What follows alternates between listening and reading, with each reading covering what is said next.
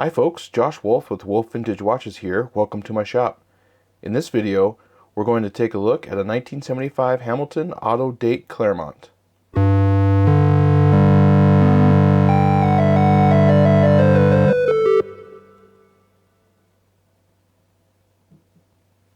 If you're new here, welcome. I try to post vintage watch videos weekly, so please consider subscribing and dropping a like if you find this video interesting. Alright, let's take a look at some of the basic specs before we dig into the details of the 1975 Hamilton Auto Date Clermont. The barrel style case of the Clermont is 36.3 millimeters wide, excluding the crown. It has a length of 42.5 millimeters from the center of one edge to the other, and is 12.5 millimeters thick to the top of the domed acrylic crystal. The lugs are integrated into the case and have a width of 20 millimeters. And the screw-down case back is stainless steel. The movement powering the watch is a Swiss-made automatic Hamilton caliber 631.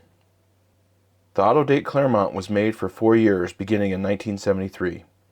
As the name might suggest, it was part of Hamilton's self-winding day and date quick change calendar series. There are two stars of the show that really set the Auto Date Clermont apart from its contemporaries: the movement and the dial. So we're going to do this review a little differently. I'm going to start from the inside out, taking a look at the components of the watch as they come together into the complete and final package. Okay, give me a second and I'm going to take this watch apart, and we'll start with a look behind the dial at the movement. The movement in this watch is a Swiss-made Hamilton caliber 631 automatic with 17 jewels, a center sweep seconds hand, and a day-date complication at the 6 o'clock. The movement is based on an A-Shield caliber 1920, and its defining characteristic is that it beats at 36,000 beats per hour, twice as fast as most vintage watches. This high beat rate means that the seconds hand sweeps buttery smooth across the dial. I serviced this watch in February 2020 and is running like new. Let's take a listen to this little machine gun compared to a more typical 18,000 beats per hour movement. First, the Hamilton caliber 747 at 18,000 beats per hour in this 1948 Hamilton Eric.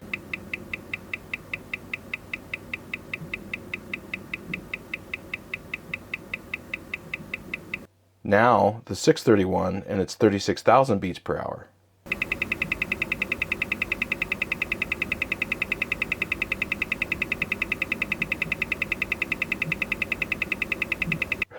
Pretty crazy the difference.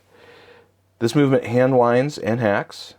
The date function can be quick set by pushing the crown in to advance the date. Attached to the 631 movement is one of my favorite Hamilton dials from the 1970s. It has a matte black finish that is an almost faded dark gray look now, with painted yellow and white minute markers. The silver applied hour markers have painted white highlights that are raised significantly off the dial, giving an incredible depth. The iconic Hamilton H logo is applied at the 12 o'clock, and the text touting the watch's automatic movement and the high beat rate is painted on. The day-date window at the 6 o'clock is vertically orientated and is framed by a white painted detail.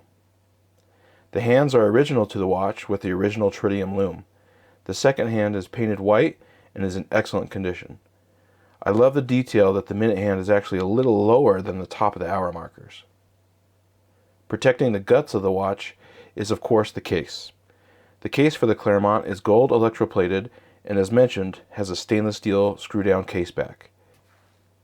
There are a few dings on the edge of the back of the case and spots of plate wear on this example, but it is generally in good condition. There isn't a chapter ring per se, since it's not marked with minute ticks, but there is an inner gold ring that sinks the dial into the case. This is not only a great design detail, but it also allows for a little more clearance between the second hand and the crystal if a flat glass crystal were to be installed. But as if there wasn't already enough depth to the dial on the Clermont, I've installed a new old stock domed acrylic crystal in this watch. I prefer acrylic crystals for these style of watches since they add a warmth to the appearance of the dial, and the distortion at certain angles just can't be beat. Of course, scratches are something that has to be dealt with acrylic crystals, but those are easily polished out. And now that the watch is cased up, I can show you how the quick set date works. For the caliber 631, the date is advanced by pushing the crown in. The day complication for this caliber cannot be quickset and needs to be either advanced or rolled back by rotating the hands forward or backwards 24 hours. As you can see here, the signed crown is a little worn, but still functions exactly how it should.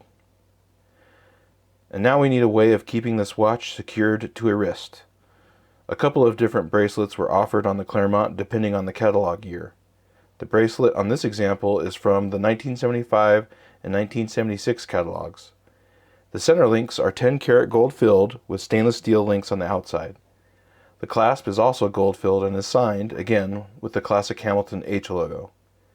I have the bracelet sized for a 7 1/4 inch wrist, and there are several micro adjust holes still available to dial it in just right. And there you have it, a 1975 Hamilton Auto Date Clermont. Now that I have the watch fully assembled again, we can see what it looks like on my 7 1/4 inch wrist. To see this and other vintage watches I've restored, please check out my website, wolfevintagewatches.com. I'll leave a link in the description below. As always, I appreciate you watching and thank you for liking and commenting. Be sure to subscribe and click the notification bell so you don't miss any of my videos. See you next time. Bye.